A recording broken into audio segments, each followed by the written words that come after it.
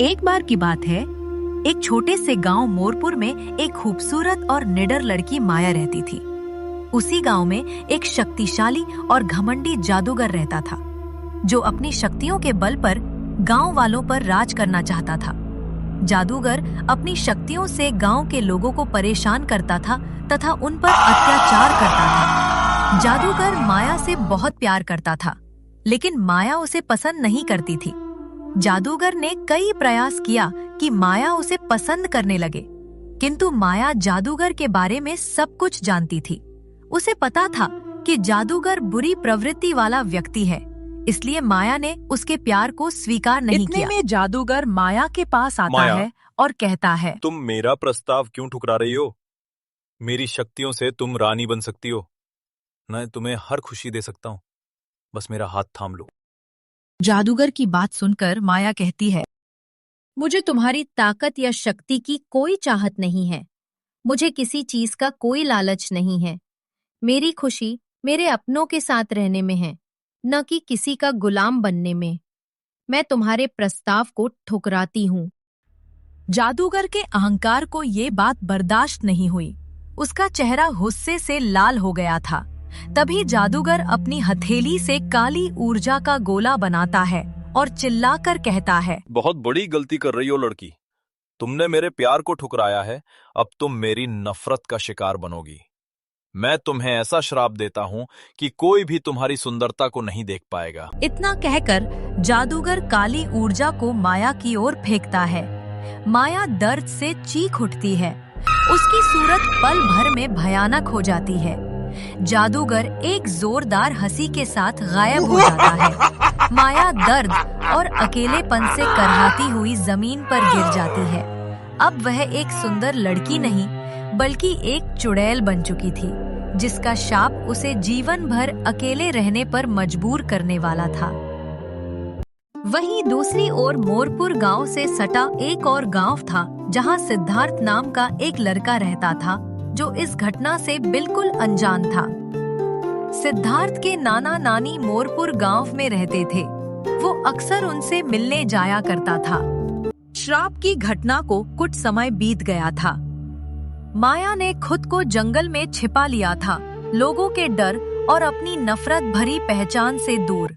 इसी बीच सिद्धार्थ, जो अपने नाना नानी से मिलने मोरपुर गांव जा रहा था, अपने रास्ते से भटक गया। वह अनजान था कि उसकी किस्मत उसे कहां ले जा रही थी। ये देखकर कि वो रास्ता भटक गया है, सिद्धार्थ घबराते हुए कहता है, अरे ये मैं कहां आ गया? ये तो मेरा रास्ता नहीं है। सिद्धार्थ अचानक से फिसल कर गिर जाता है। उसके सिर पर चोट लग जाती है और खून निकलने लगता है और वो बेहोश हो जाता है। तभी वहाँ माया आ जाती है और उसे उठाकर गुफा में ले जाती है। माया अपनी शक्ति से सिद्धार्थ के घाव को ठीक करती है। सिद्धार्थ धीरे धीरे होश में आता है और माया को देखकर डरते हुए कहता है, तुम कौन हो और मैं यहाँ कैसे आया? माया हल्का सा पीछे हटते हुए कहती है, डरो मत, मैं तुम्हें चोट नहीं पहुँचाऊंगी। तुम्हें मैं यहाँ लेकर आई हूँ।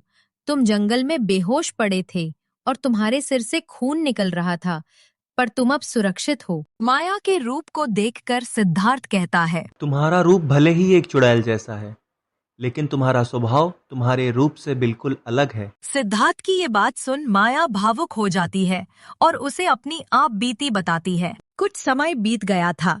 सिद्धार्थ का घाव बिल्कुल ठीक हो गया था।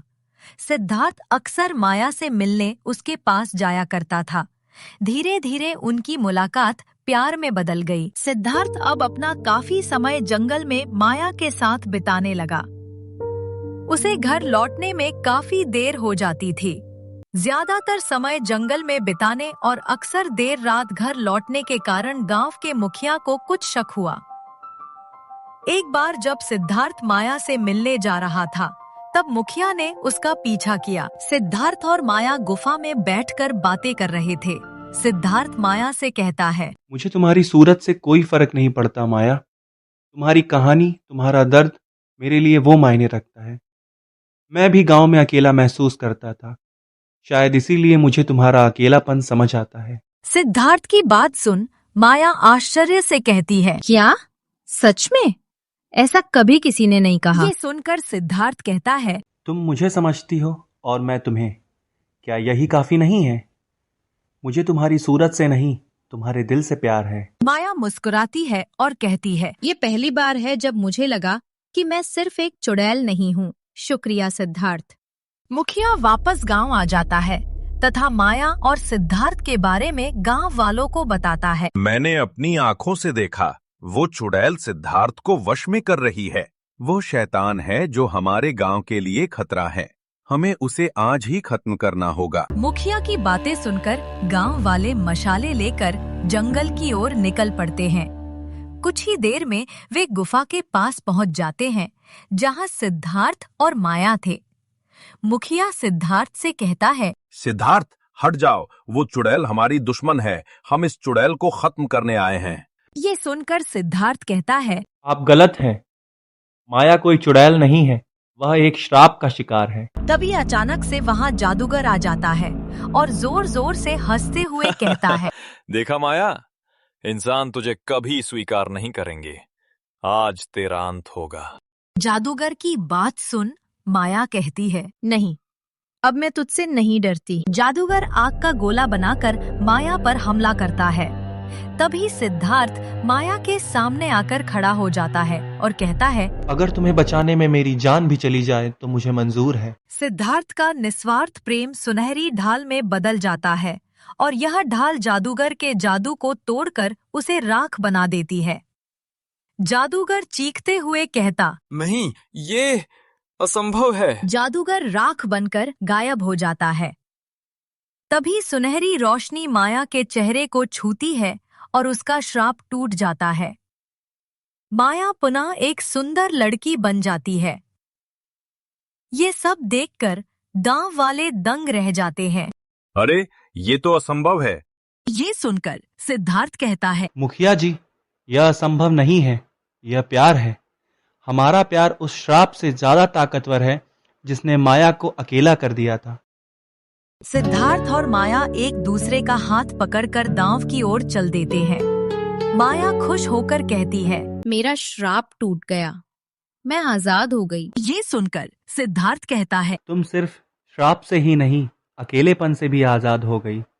अब हम हमेशा साथ रहेंगे। इस तरह एक चुड़ैल के प्यार ने साबित कर दिया कि असली जादू शक्तियों में नहीं बल्कि सच्चे और निस्वार्थ प्रेम में होता है।